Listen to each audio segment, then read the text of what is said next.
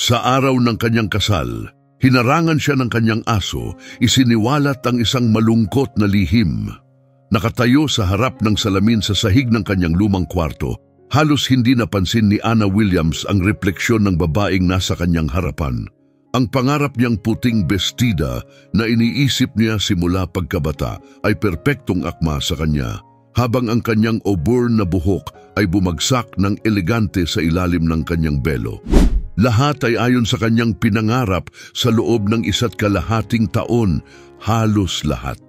Ang kanyang mahal na German Shepherd, si Rex, ay nakahiga sa kanyang mga paa. Ang ulo nito ay nasa kanyang mga palad. Ang kanyang mga amber na mata ay sinusundan ang bawat galaw niya na may kakaibang pagtingin na iba sa karaniwan niyang bantay na titig. Ngayong 13 taong gulang na si Rex, kasama niya ito sa lahat ng yugto ng buhay, mula high school, kolehiyo, hanggang sa mga unang taon ng kanyang pagiging adulto. Natagpuan niya ito bilang isang makulit na utsubuang tuta sa lokal na ampunan ng hayop sa kanilang tahimik na bayan sa Connecticut. Sa kabaligtaran, nailigtas din siya nito sa maraming paraan. "Ano sa tingin mo, Rex?" tanong niya habang tumingin sa kanya, habang ang puntas ng kanyang bestida ay kumikinang sa sinag ng araw na pumapasok sa bintana ng kwarto. "Si David ba ay karapat-dapat?" Nang marinig ang pangalan ng kanyang fiancé, tumingala ang mga tainga ni Rex, ngunit nanatili itong hindi karaniwang kalmado.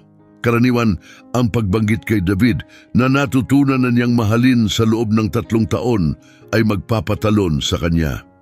Ngunit ngayon, kapansin-pansin ang pagbabago sa kanyang kilos. Lumapit ang kanyang ina, si Susan, sa pintuan. "Anak, dumating na ang makeup artist. Handa ka na ba?" "1 minuto na lang, ma'am," sagot ni Anna, tumingin ng huling beses sa salamin bago yumuko para haplusin si Rex sa likod ng kanyang mga tainga. "Tara na, boy! Panahon na para gawing bride ako!" Dahan-dahang tumayo si Rex, naririnig ang mahinang tunog mula sa kanyang mga kasukasuan. Isang alon ng lungkot ang bumalot kay Anna. Hindi na siya ang masiglang tuta na nakilala niya noon, ngunit nanatili itong pinakamalapit niyang kasama. Buo ang pasya niya na isama si Rex sa kasal, sa kabila ng unang pag-aalinlangan ng kanyang ina. Si David, na naiintindihan ang malalim na ugnayan ni Anna kay Rex, ay masigasig na pumayag na isama ito. Pumili pa sila ng espesyal na kwelyo na may maliit na bow tie para sa malaking araw. Ang sumunod na 2 oras ay puno ng abala.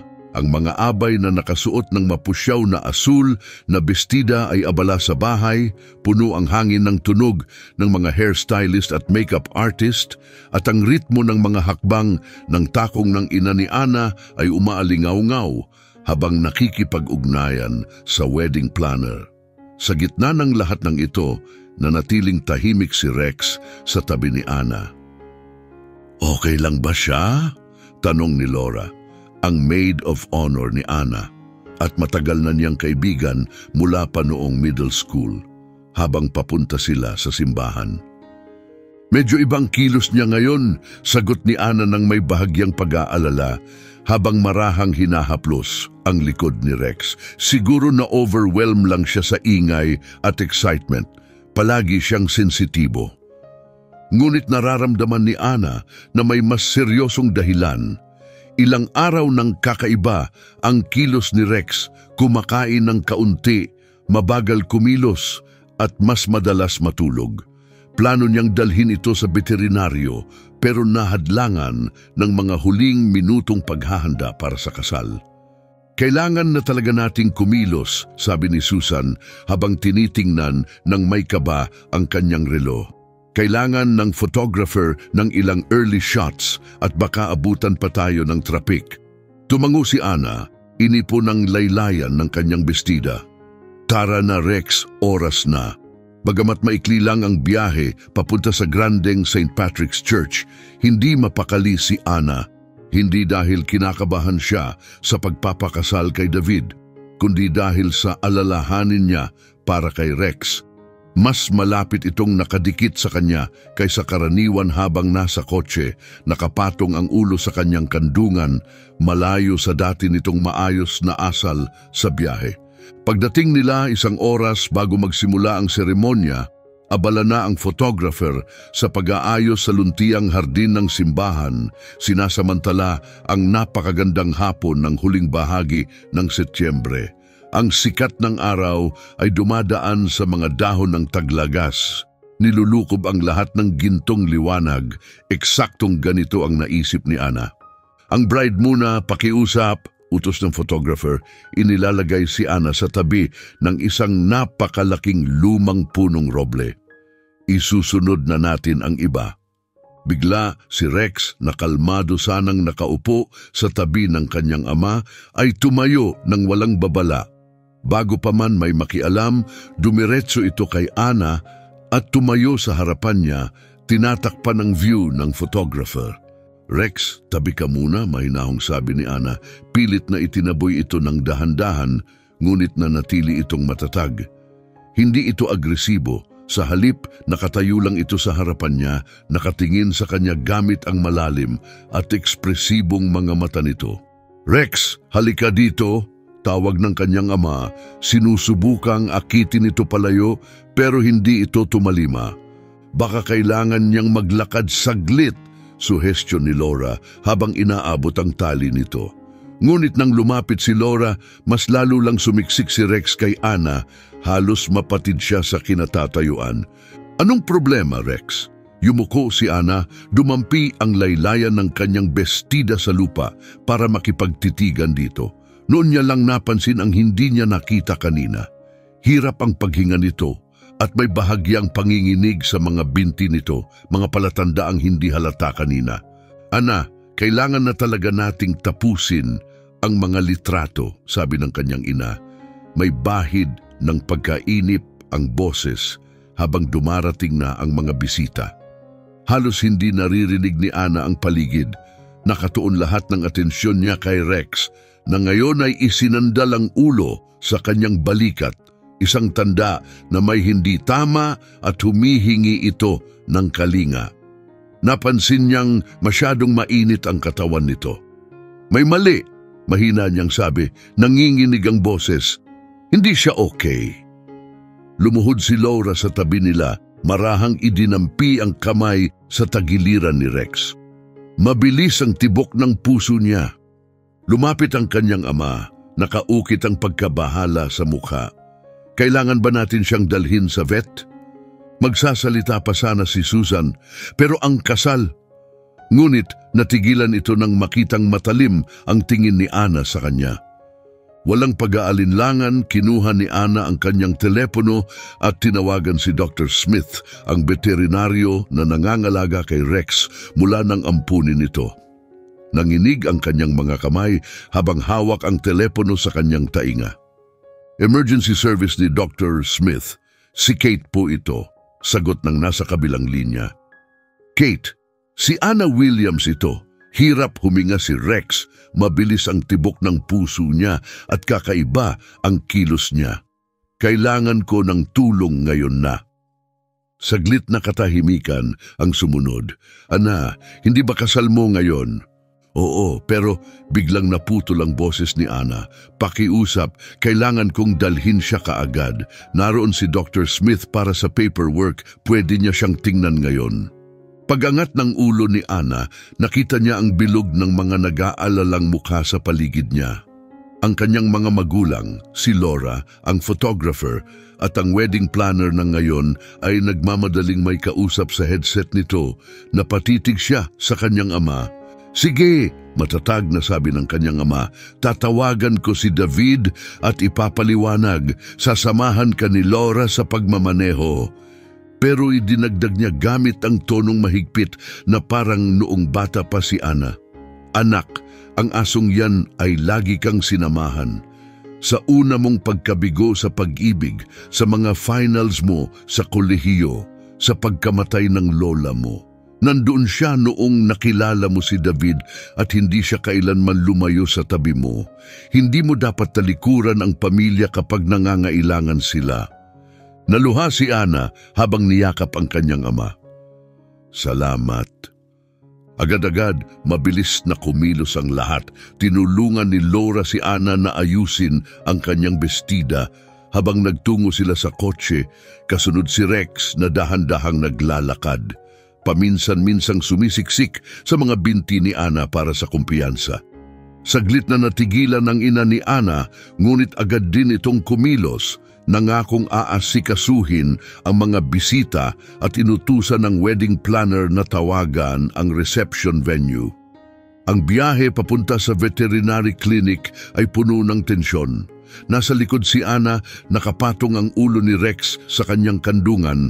Ang kanyang bestidang pangkasal ay nakapaligid sa kanila na parang ulap. Ang isang kamay niya ay nasa dibdib ni Rex upang maramdaman ang kanyang paghinga, habang ang isa ay marahang hinahaplos ang tumatanda nitong nguso. Naalala mo ba noong una mo siyang dinala sa bahay? Tanong ni Laura, sinusubukang pagaanin ang mood. Napakahirap niyang alagaan. Sa kabila ng kanyang pag-aalala, bahagyang ngumiti si Ana. Kinagat niya ang paborito kong sapatos sa unang linggo, pati na ang garden gloves ni Mom, at ang nakakatakot na sombrero na ibinigay sa akin ni Auntie nung Pasko, yung may mga plastic na prutas.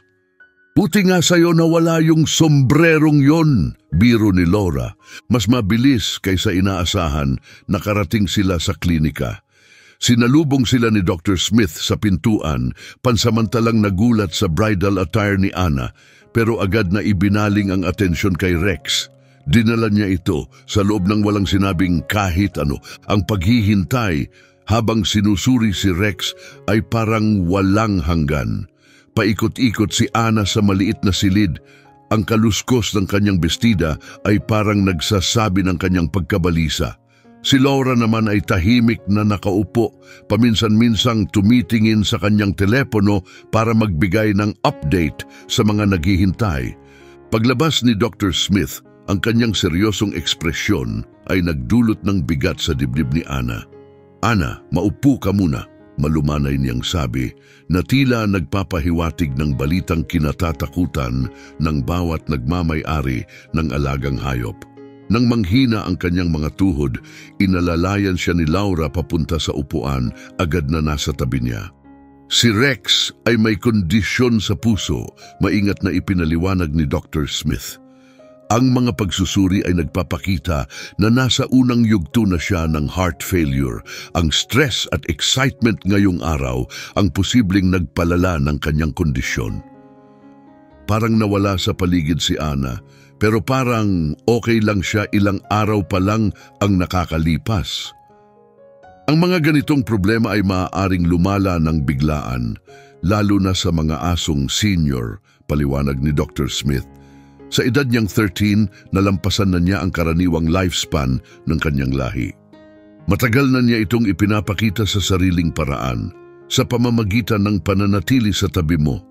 Bulong ni Ana, unti-unting nauunawaan. Tumango si Dr. Smith. Napaka-perception ng mga aso. Alam niyang kailangan niya ng tulong at ikaw ang pinaka-pinagkakatiwalaan niya. Ano ang mga opsyon natin? Tanong ni Ana, pilit pinipigilan ng emosyon. Magsisimula tayo ng medikasyon kaagad, iminungkahi ni Dr. Smith. Hindi nito babaligtarin ang kondisyon, pero mababawasan ang kanyang mga sintomas at mas mapapabuti ang kanyang pakiramdam. Pero, Ana, huminto siya saglit dahil sa kanyang edad at kalubhaan ng kondisyon, malamang na buwan na lang ang natitira sa kanya, hindi taon. Sa wakas, hindi na napigilan ni Ana ang luha. Malaya na itong bumagsak habang mahigpit siyang hinawakan ni Laura bilang tanda ng suporta. Kailangan kong manatili sa kanya, madiing sabi ni Ana. Ana, mahinang simula ni Laura na tila tututol, pero pinutol siya ni Ana. Hindi mo naiintindihan. Nang dalhin ko si Rex sa bahay, nangako ako sa kanya na hindi niya kailanman haharapin ang kahit ano ng mag-isa kapag kailangan niya ako. Nangako akong nandoon para sa kanya, tulad ng palaging nandoon siya para sa akin. Tumingin siya sa kanyang damit pangkasal, pagkatapos ay muling binalingan si Dr. Smith. Pwede ba nating simulan ang paggamot ngayon? Ang sumunod na oras ay naging abala sa maraming gawain. Inumpisahan ni Dr. Smith ang unang dose ng medikasyon at ipinaliwanag ng detalyado ang plano ng paggamot. Si Ana, nakaupo sa tabi ng higaan ni Rex sa sahig, ang kanyang bestida ay nakabalot sa kanya na parang proteksyon, ay tahimik na nakikinig at inaalala ang lahat gamit ang kanyang telepono. Sa labas ng maliit na makabagbag damdaming tagpong iyon, patuloy ang buhay. Nakipag-usap si Laura sa parehong pamilya, ipinaalam ang emergency na nagdulot ng pagkaantala sa seremonya at pagpapaliban ng resepsyon. Ang tunog ng kanyang telepono ang sumira sa kanyang pag-iisip. Isang mensahe mula kay David, "Kumusta siya?" Sa gitna ng kaguluhan, hindi naisip ni Ana kung ano ang magiging reaksyon ni David sa nangyari sa araw na iyon. Nanginig ang kanyang mga daliri habang sumasagot, "Hindi maganda, heart failure, pasensya na tungkol sa kasal." Halos agad lumitaw ang 3 tuldok sa kanyang screen na sinundan ng mga nakakapagpakalmang salita mula kay David. "Huwag kang humingi ng pasensya, papunta na ako." Ang pagdating ni David sa pintuan ng klinika kasama ang kanyang best man na si Brian, parehong nakasuot ng maayos na tuksedo, ay tila isang makulay na liwanag sa kabila ng mabigat na hangin sa loob. Si Ana, nakaupo sa tabi ni Rex, ay napatingin sa kanila. Ang kanyang bridal makeup ay gusot na dahil sa luha, ang kanyang buhok ay hindi na nasa eleganteng ayos at ang kanyang bestida ay kulubot. Nagsimula siyang humingi ng tawad, "Pasensya na." Pero si David ay nasa tabi na niya, lumuhod sa sahig katabi niya. "Hey!" bulong niya, marahang pinupunasan ng luha sa pisngi ni Ana. "Naalala mo noong nag-propose ako sa iyo? Sinabi ko sa iyo na gusto kitang pakasalan dahil ikaw ang may pinakamalaking puso sa lahat ng taong nakilala ko. Dahil marunong kang magmahal ng malalim at walang kondisyon. Paano ako magagalit sa iyo dahil sa pagiging ikaw?" Muling napuno ng luha ang mga mata ni Ana habang sumandal siya sa yakap ni David. "Pero ang kasal, pwede namang maghintay ang kasal," maring sabi ni David. "Lahat ng tao, ang magarbong venue, ang perpektong plano, wala namang halaga ang mga iyon ngayon. Ang mahalaga, magkasama tayo, tayong lahat." Marahan niyang hinaplos ang likod ng tainga ni Rex na nagbigay ng mahina ngunit masayang galaw ng buntot. "Actually," biglang sabi ni Brian mula sa tabi ni Laura, "baka may ideya kami tungkol diyan." Halata ang kasabikan ni Laura habang ibinahagi niya ang balita. "Tumawag kami ng ilang tao. Pumayag ang minister na pumunta dito at sang-ayon ang mga magulang ninyo. Hindi ito ang kasal na inisip ninyo, pero pwede nating gawin dito," paliwanag niya. Inikot ni Ana ang kanyang paningin sa examination room at huminto ang kanyang tingin kay Rex na tumitingin sa kanya gamit ang parehong mapagmahal na mga mata na unang umantig sa puso niya 13 taon na ang nakalipas. "Totoo, pero kung gusto mo lang," dagdag ni David, "pwede rin nating hintayin, ayusin ulit ang lahat." "Hindi," mabilis na sagot ni Ana. Ang kanyang boses ay nagliwanag habang ngumiti siya sa gitna ng luha. "Perpekto ito. Kasama si Rex sa lahat ng mahalagang sandali sa atin. Noong unang nagkita tayo sa parke, sa unang date natin, at noong nag-propose ka, dapat kasama siya sa araw na ito." Sa loob ng 2 oras, ikinasal sina Ana Williams at David Anderson sa waiting room ng Riverside Veterinary Clinic. Ang bestida ni Ana, bagamat may kulubot, ay nagniningning sa ilaw ng klinika. Inayos ni Laura ang kanyang makeup at ang kanyang buhok ay bumagsak sa malalambot na alon sa kanyang mga balikat. Ang tuksedo ni David ay may mga bakas ng oras na ginugol niya sa sahig sa tabi ni Rex. Ang seremonya ay simple at puno ng damdamin. Dinaluhan lamang ng kanilang mga magulang, ang minister, si Laura, si Brian at si Rex, na nakasuot ng kwelyo na may bow tie at nakahiga ng komportable na may bagong ivy port. Habang nagpapalitan ng sumpaan sina Ana at David, si Rex ay payapang nakahiga sa kanilang paanan. Ang team ni Dr. Smith ay nanonood mula sa pintuan. Paminsan-minsang pinupunasan ang mga mata nila habang idineklara ng minister sina Ana at David bilang mag-asawa. Nang hinalikan ni David ang kanyang bagong asawa, itinaas ni Rex ang kanyang ulo at nagbigay ng mahinang tahol na nagdulot ng halong tawa at luha mula sa munting pagtitipon.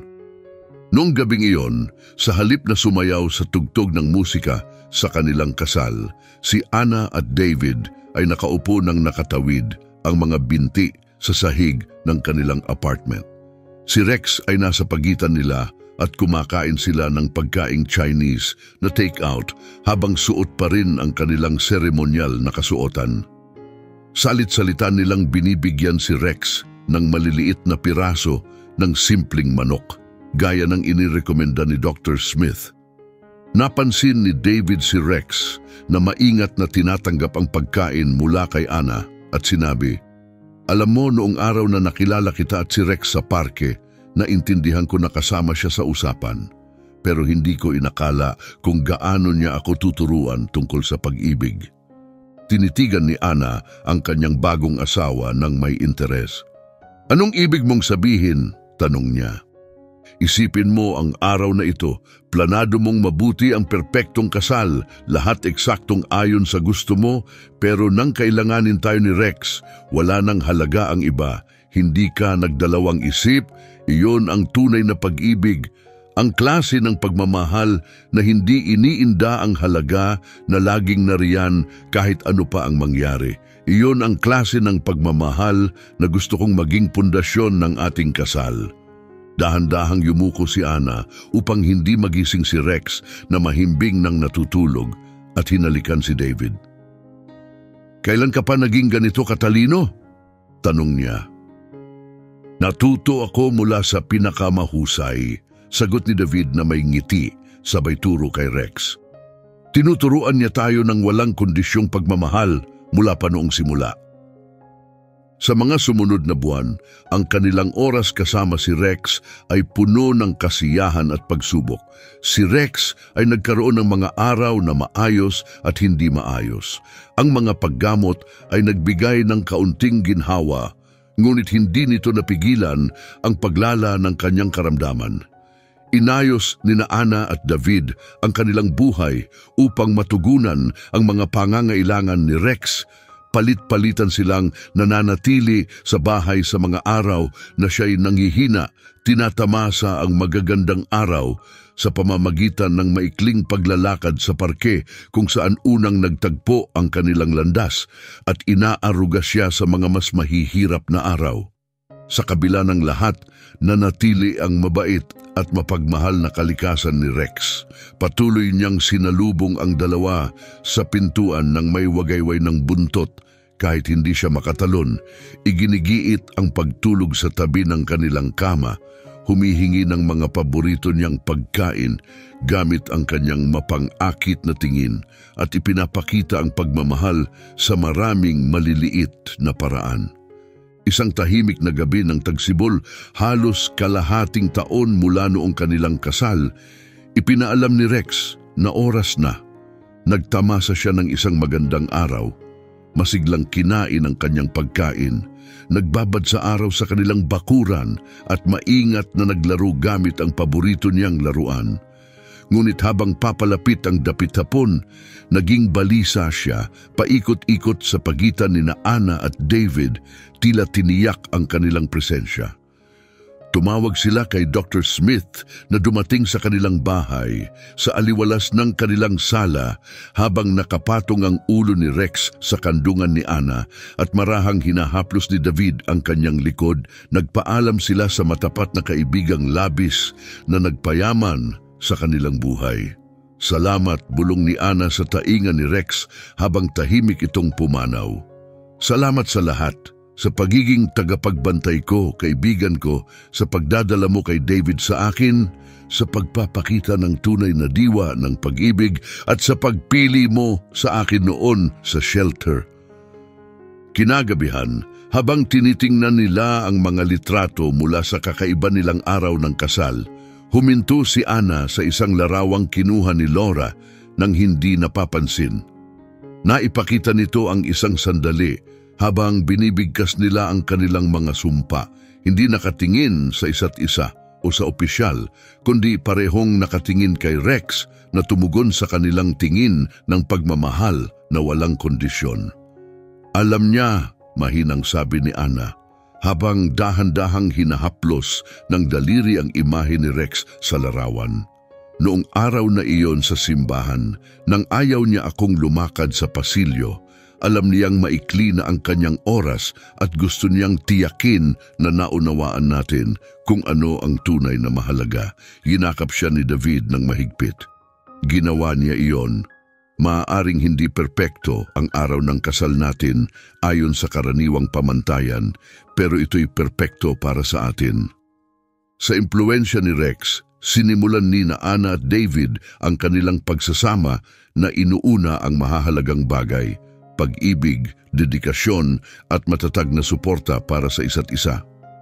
Isang taon makalipas, nakatayo sila sa harap ng Riverside Animal Shelter, ang mismong lugar kung saan unang nakita ni Ana si Rex 13 taon na ang nakalilipas, at naramdaman nilang handa na silang magmahal muli matapos ang buwan ng pagdadalamhati. Sigurado ka ba dito? Malambing na tanong ni David, sabay pisil sa kamay ni Ana bilang pagdamay. Sa isang marahang pagtango, hinaplos ni Ana ang locket sa kanyang leeg na naglalaman ng maliit na larawan ni Rex.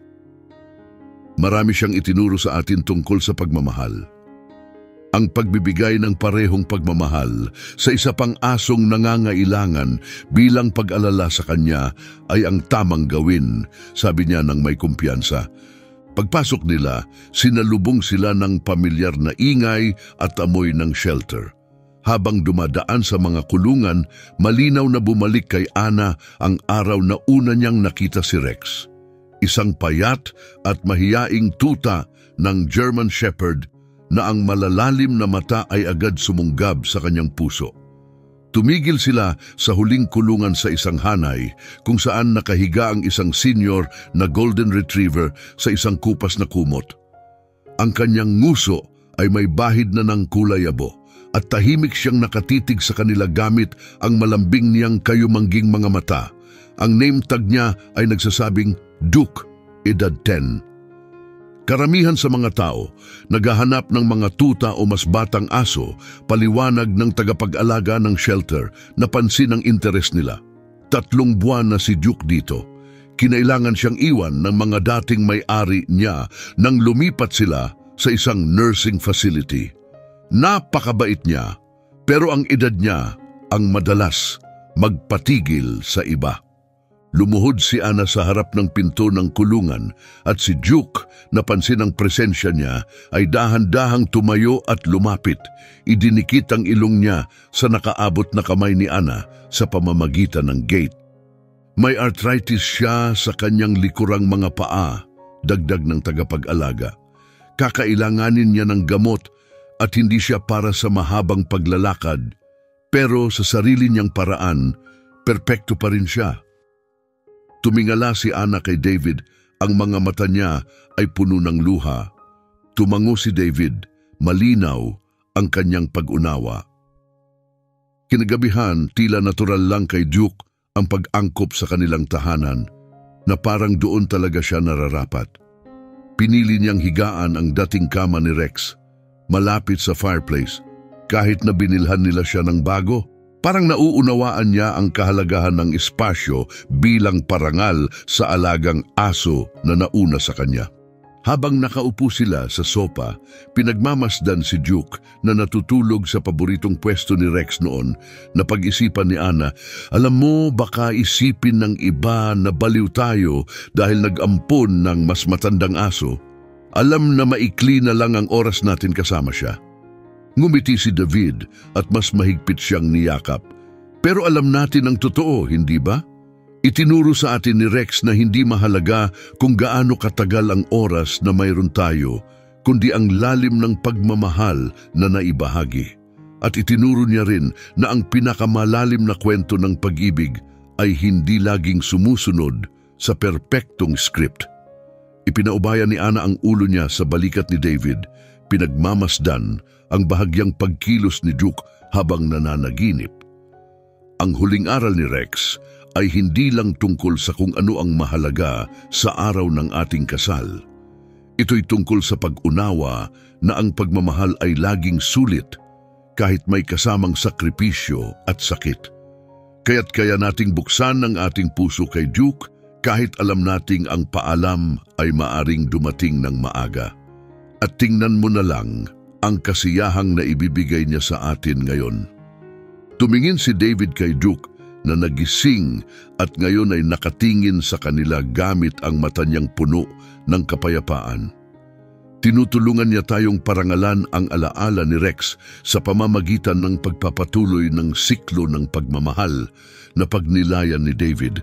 Kinagabihan, habang naghahanda sila para matulog, sumunod si Duke sa kanila paakyat ng kwarto at pumesto sa dating lugar ni Rex sa tabi ng kama ni Ana. Habang unti-unting napapapikit si Ana, naramdaman niya na parang may dalawang tagapagbantay, isa na nandyan at isa na mananatiling alaala magpakailanman na nagbabantay sa kanya. Paglipas ng mga taon, ibinahagi ni Ana at David sa kanilang mga anak ang totoong kwento ng kanilang araw ng kasal. Hindi ito kwento ng mga aberya, kundi isang malalim na aral tungkol sa pagmamahal, katapatan at ang tunay na mahalaga sa buhay. Ipinakita nila ang mga litrato ng kasal. Itinuro ang matandang German Shepherd na nakasuot ng bow tie, na lubos na nagbigay hugis sa kanilang buhay. Pinapakita kung paano ang pinahahalagahang mga sandali sa buhay ay madalas dumating sa mga hindi inaasahang anyo. Sa buong buhay nila, pinanatili ni Ana at David ang klase ng pagmamahal na isinabuhay ni Rex. Walang kondisyon, matatag, at laging inuuna ang mahalaga kaysa sa anumang perpektong plano. Sa kanilang sala, sa tabi ng litrato ng kanilang kasal, nakasabit ang isang simpleng plakang may nakaukit na mensahe.